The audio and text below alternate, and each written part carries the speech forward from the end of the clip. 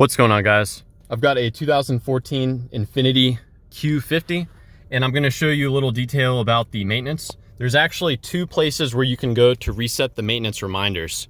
There's a maintenance reminder that will appear on your little cluster here, and there's also maintenance reminders that will appear elsewhere.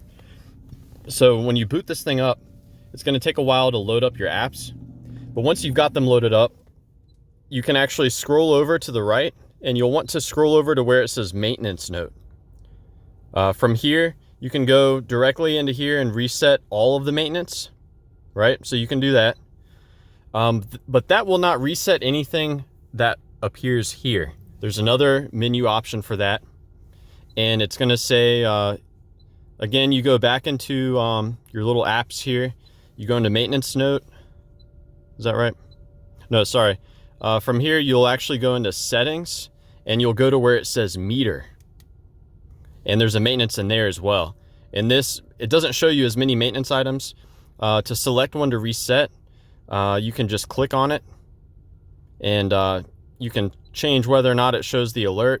You can reset the distance and you can actually drag and drop the little interval right there as well.